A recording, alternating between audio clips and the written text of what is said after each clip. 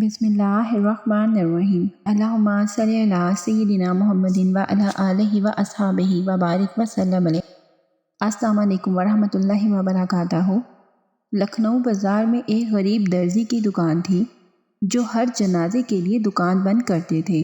لوگوں نے اس سے کہا کہ آپ کے کاروبار کا نقصان ہوگا۔ وہ دکاندار کہنے لگا کہ علماء کرام سے سنا ہے کہ جو کسی مسلمان کے جنازے پر جاتا ہے کل اس کے جنازے پر بھی لوگوں کا ہجوم ہوگا۔ میں غریب ہوں، نہ زیادہ لوگ مجھے جانتے ہیں، تو میرے جنازے پر کون آئے گا؟ اس لیے میں ہر جنازہ ایک تو مسلمان کا حق سمجھ کر پڑھتا ہوں اور دوسرا یہ کہ شاید اس سے ہی اللہ پاک راضی ہو جائیں۔ اللہ پاک کی شان دیکھیں کہ 1902 میں مولانا عبدالحی لکھنوی صاحب کا انتقال ہوا۔ ریڈیو پر بتلایا گیا، اخبارات میں جنازے کی خبر آ گئی۔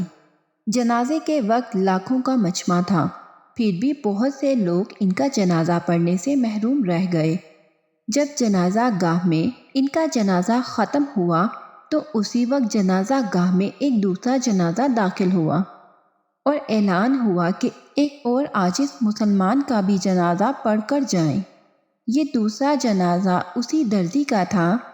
مولانا کے جنازے کے سب لوگ، بڑے بڑے اللہ والے، علماء کرام، سب نے اس درزی کا جنازہ پڑھا اور پہلے جنازے سے جو لوگ رہ گئے تھے وہ بھی اس میں شامل ہو گئے۔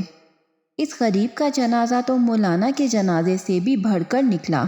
اللہ پاک نے اس درزی کی بات پوری کر کے اس کی لاج رکھی۔ سچ کہا ہے کہ اخلاص بہت بڑی نعمت ہے۔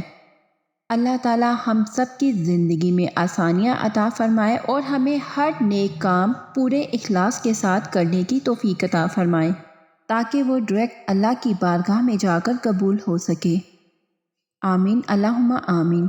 ویڈیو کو صدقہ جاریہ سمجھ کر آگے شیئر کر کے ہمارے ساتھ اس ثواب دارین میں ضرور شامل ہوئے گا۔